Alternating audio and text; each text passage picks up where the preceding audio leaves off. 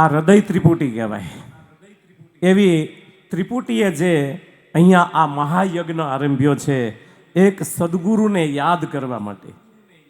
તો એવા પૂજ્ય પુરાણી સ્વામી ભક્તિ પ્રકાશદાસજી સ્વામી, આમ તો મને જાજો પરિચય નહોતો, પણ અમારા સંતો સ્વામી પુરાણી સ્વામી સાથે જોડાયેલા. કારણ કે અમારે કૃષ્ણ વલ્લભ સ્વામી, વિવેક સાગર સ્વામી એ જ્યારે અહીંયા છારોડી ગુરુકુલમાં ભણવા માટે આવતા અને સોલા ભાગવત વિદ્યાપીઠમાં રહેતા, તો રિક્ષા લઈને આવે રોજે. અને પછી સ્વામી મેમનગરથી આવે ગાડી લઈને, એટલે આમ જોયા કરે કઈ રિક્ષામાં બેઠા છે. અને જે રિક્ષામાં દેખી જાય ને એટલે અહીંયા ફટ ઊભી રખાવીને કે આમાં બેજો બેજો બેજો, અને એમાં બેસાડીને રિક્ષાને છૂટી કરે. ક્યારેક સંતો ચાલતા આવતા હોય તો એ સંતોને લિફ્ટ આપે.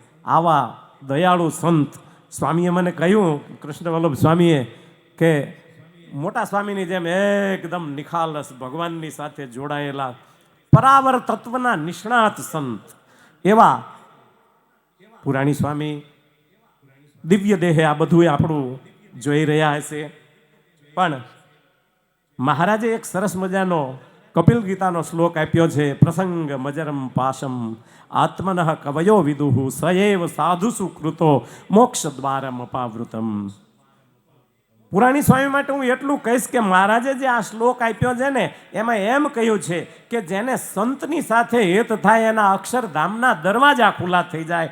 આ પુરાણી સ્વામીએ લાખો ભક્તોના અક્ષરધામના દરવાજા ખોલી આપ્યા છે. એવા આ દરવાજાના જાણકાર અને દરવાજે ચોકી પહેરો કરી અને મહારાજની પાસે બધાઈને પહોંચાડવા એવી ભાવના સાથે જેમણે આ ભેખ લીધેલો એવા સંતને વારે વારે વંદન કરીએ. ભક્તજનો, વિશેષ નથી કહેવાનું, પણ એક વાત કહું. એક વૈષ્ણવ ભક્ત હતા, એમના ઘરે એક માજી હતા, અને માજી બહુ બુઢા હતા, એટલે બહુ દેખાતું નહોતું, બહુ સંભળાતું નહોતું. અને માજીને વૈષ્ણવ હતા એટલે હવેલીએ વારે વારે જવાની ઈચ્છા. એટલે દીકરાના વહુને વારે વારે પૂછે કે બેટા શું સમય થયો, મારે હવેલીએ જવાનો સમય થઈ ગયો, કેટલા વાગ્યા, આમ વહુને પૂછે. અને વહુ બિચારા ડાયા હતા, વારે વારે એને જવાબ એ આપે કે બા હજી આટલી વાર છે, હજી આટલા વાગ્યા છે, એમ કહે. પણ એમાં એક દિવસ બરાબર દીકરો ઘરે હતો અને વહુને પૂછ્યું બાએ કે બેટા કેટલા વાગ્યા, મારે હવેલીએ જવું છે, તો કેટલા સમય પછી જવાનું છે, કેટલા વાગ્યા કહેતો.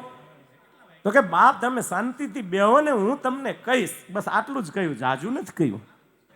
પણ એમાં દીકરાએ જ્યારે એ સાંભળો ને ટોન, ત્યારે દીકરાના મનમાં હાડોહાડ લાગી ગયું કે મારી બાને જો આ થોડા કંઈ તોછડાઈથી જવાબ દે તો એ ન ચાલે.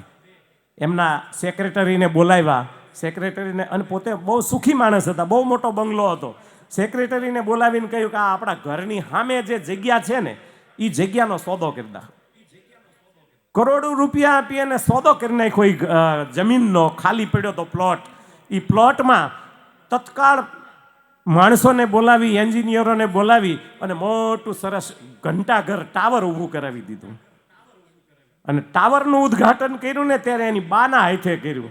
અને કહ્યું કે બા, હવે તમારે વહુને નહીં પૂછવું પડે, હવે તમે આ ઘંટા વાગશે ને એટલે તમને જ ખબર પડી જશે કે ક્યારેક આપણે હવેલીએ જવું છે. આમ એક બાની ઈચ્છાને પૂરી કરવા, બાને રાજી કરવા જો એક વૈષ્ણવ ભક્ત દીકરો જો આટલું કરી શકતો હોય, કરોડો રૂપિયા ખર્ચીને ટાવર ઊભું કરી શકતો હોય, મને એમ લાગે છે કે પૂજ્ય પુરાણી સ્વામીને રાજી કરવા માટે આ આટલો મોટો જમેલો કર્યો છે ને, એ કદાચ સ્વામીની ઈચ્છા પૂરી કરવા. કારણ કે સ્વામીને યજ્ઞો બહુ ગમતા, સ્વામીને ભજન કરે એ બહુ ગમતું, સ્વામીને મહારાજની મૂર્તિનું ચિંતન કરે એ બહુ ગમતું. અને અહીંયા આપણે એ બધું જ નજરે જોઈ રહ્યા છીએ. સ્વામીએ જ્યારે માધવ સ્વામીએ શરૂઆત કરી અને મહારાજની મૂર્તિની સાથે આપણને જોઈન્ટ કરી દીધા ને, ઓમ બોલતા બોલતા, એ કઈ નાની સૂની વાત નથી. આવી સરસ મજાની યત પદે તીર્થ જાતમ, મહારાજે સત્સંગી જીવનમાં કહ્યું કે સંત જ્યાં પગલાં મૂકે ત્યાં તીર્થનો જન્મ થાય. ત્યારે હું જરૂર કહીશ કે એક તીર્થ ગંગા ગઢપુરમાંથી પ્રગટ થઈ શાસ્ત્રીજી મહારાજના ચરણોમાં ગઈ અને શાસ્ત્રીજી મહારાજે એમને આકર્ષિત કરી અને પોતાના પાસે રાખ્યા અને એ જ ગંગા વહેતી વહેતી અહીં SGVPમાં આવી અને કાયમ માટે આ ગંગા અહીંયા દરિયામાં ડૂબી ગઈ. એવા પૂજ્ય ભક્તિ પ્રકાશ સ્વામીઓ જેવી તેવી ગંગા નહોતી, પણ પૂજ્ય માધવપ્રિય સ્વામી માટે કહું તો હમણાં કાશીમાં શાસ્ત્રાર્થ થયો. 78 મોટા મોટા ધુરંધર વિદ્વાનો કહેવાય કે જેની સામે કોઈ ન બોલી શકે એવા પ્રખર વિદ્વાનો, અને એ બધાએ ભેગા મળી સ્વામિનારાયણ સંપ્રદાય વૈદિક છે, સ્વામિનારાયણ સંપ્રદાયનો અવતારવાદ સાચો છે, સ્વામિનારાયણ સંપ્રદાય વૈદિક ધર્મ છે એવું લખી અને એમાં 78 વિદ્વાનોએ સહી કરીને લખી આપ્યું. અને આપણો સ્વામિનારાયણ સંપ્રદાય સનાતન સંપ્રદાય છે એવી સાબિતી આપી દીધી. પણ એ વિદ્વાનોને કન્વિન્સ કરવા એ કે જેવી તેવી વાત નહોતી. એ અમારો આ વેદાંત માર્તંડ જેમને ઉપાધિ આપી છે એ સૂર્ય કરી શકે આ કામ. બાકી નચ તારા ગણાઈ રપી, 1000 લાખ કરોડ તારા ભેગા થાય ને તો જે કામ ન થાય એ કામ પરમ પૂજ્ય શાસ્ત્રી માધવપ્રિયદાસજી સ્વામીએ આપણા સંપ્રદાયનું ગૌરવ વધાર્યું. તો ભક્તો, આવો સરસ મજાનો આ ત્રિવેણી સંગમ ચાલી રહ્યો છે. એક બાજુ પરમ પૂજ્ય હરિસ્વરૂપ સ્વામીનું ભજન, એક બાજુ ભક્તિ પ્રકાશ સ્વામીનું સરસ મજાનું મહારાજની સાથે મિલન, અને એક બાજુ પૂજ્ય જોગી સ્વામી જ્યાં અહીંયા પોતાની અંતિમ અવસ્થાને પૂર્ણ કરતા હોય. જોગી સ્વામીની તો વાત જ શું કરવી, સીધે સીધા મહારાજ સાથે કોન્ટેક્ટવાળા સંતો, અને એવા સંતોના ત્રિવેણી સંગમમાં જ્યારે આ પરમ પૂજ્ય બાલકૃષ્ણ સ્વામી અને પરમ પૂજ્ય માધવપ્રિય સ્વામી અહીંયા જે તમને ને અમને ને આખા જગતને જે સત્સંગનો લાભ આપે છે ને, એ આપણા સૌના મોટા ધન્ય ભાગ્ય છે. માટે બીજું કંઈ ન કહેતા મારી વાણીને અહીંયા જ વિરામ આપી અને મહારાજને વિનંતી કરીએ કે આવા સંપ્રદાયના ધુરંધર સંતો, સેવાભાવી સંતો એ અક્ષરધામના ધણીને માટે પોતાના જીવનના જો બલિદાન દેતા હોય તો આપણે પણ એ બલિદાનમાં આપણો સાદ પૂરીએ.